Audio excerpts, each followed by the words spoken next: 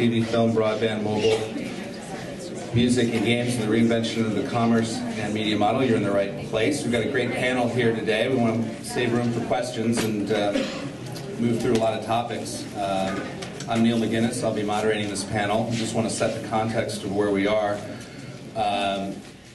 We're now at a place where brand entertainment marketing is over a $25 billion a year marketplace. If anybody saw the Oscars and saw the selfie that was done by Samsung, apparently Samsung spent over $20 million just on their Oscar integration alone. In other news, Google's hosting now over 1 trillion searches a year. There are over 90 million tweets a day. People are sharing 30 billion pieces of content across social platforms a month.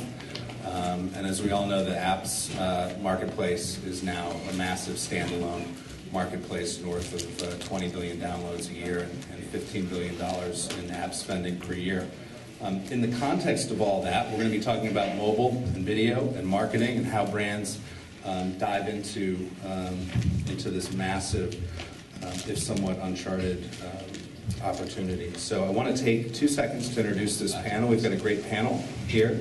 I'll start to my immediate left, where we have Frank Havilands. He's the General Manager of Partnerships and Revenue at Bedrocket, which is a leading online video platform, exciting new company. Prior to joining Bedrocket, Frank was Senior Vice President at Now This News, which is an early, I think, Bedrock partner company, correct? Next to Frank, we have Peter Bray. Peter is coming to us from Saatchi & Saatchi, where he's the Director of Digital. Saatchi & Saatchi, as we all know, is home to a leading portfolio of premium brands, including Tide, Pampers, Cheerios, Miller Lite. Peter's a veteran and accomplished executive, having also worked with advertising giant WPP's parent company in previous roles. Next to Peter, we have Harry Cartman. Harry's the CEO of Cargo, which is the leading mobile publishing platform. I'm going to be interested in talking to him about what's happening in the mobile space here. Prior to founding Cargo, Harry worked at Intel in corporate business development. Next to Harry, we have Keith Pape. He's the VP of Social Media and Community Engagement at 1K Studios, where he provides strategic counsel to a number of the top global accounts. Keith, some of the current clients that at 1K include Apple, Disney, Electronic Arts, and Microsoft. So very interesting intersective clients there that we're going to want to hear a little bit about. Next to Keith, we have Rob Donald, who's the founder and president of Brandar, a company he founded about 10 years ago. They're an LA firm, and they're responsible for a lot of groundbreaking integrations for major brands.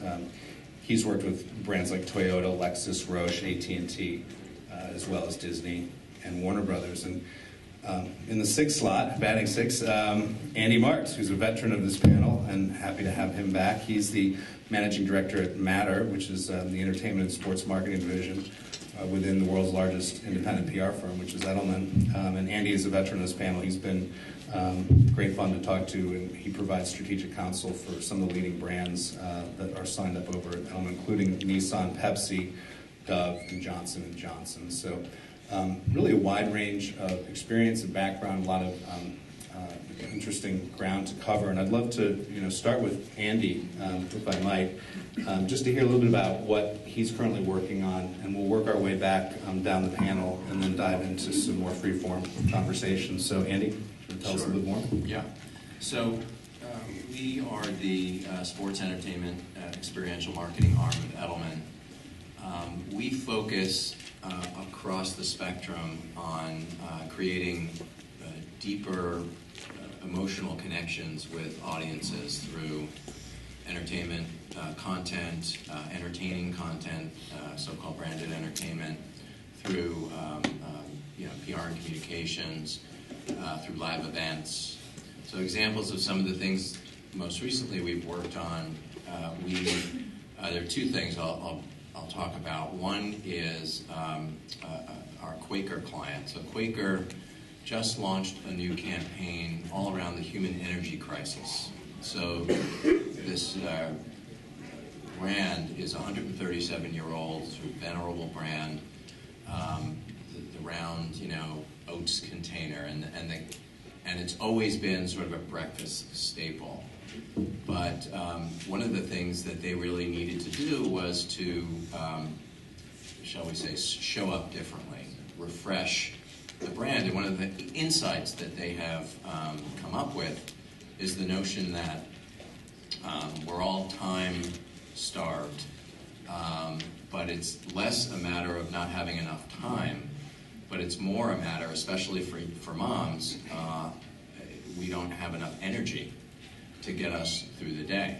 Our hours are longer, and so there's this energy deficit that they've identified, and that gave rise to a new brand platform, the Human Energy Crisis.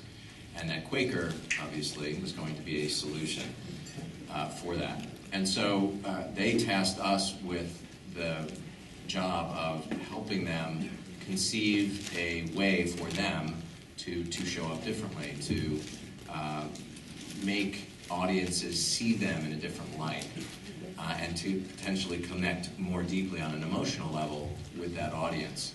So taking that as our brief, we decided that based on timing, based on having worked with this partner before, we approached the Sundance Institute to co-develop a brief that we would then take out to a group of Sundance Institute alumni filmmakers that could come up with a concept around the human energy crisis. So we got several submissions, we settled on a filmmaker who could meet our timeline, which was very tight, and we then took that. He created a short documentary called Not a Matter of Time.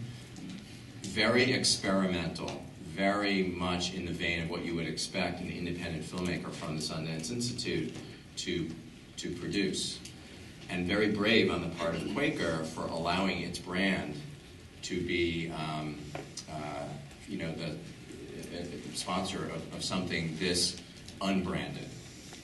And because they really wanted to connect more deeply, and they really wanted to connect unexpectedly with the audience. And so we produced this short film. We took it to the Sundance Festival. We found a venue. We premiered it within our own live experience. We partnered with a group called Gen Art. They're sort of an arts and entertainment company that curates sort of pop culture, and so it was a great alignment with us and Gen Art and our clients. We created the Quaker Up Lounge at the Sundance Festival right on Main Street, so that anybody who was walking up and down Main Street, it was cold, they'd come in. There was an oatmeal bar, of course. They could get homemade oatmeal from their chief oatmeal officer, who comes up with all kinds of bizarre recipes, but they're actually good. Goat cheese in your oatmeal and stuff like that. So, but it was a combination of the content that we created that is in their own channels. We've developed a paid media strategy to distribute that content. And we also created this live experience to bring the notion of the human energy crisis to life.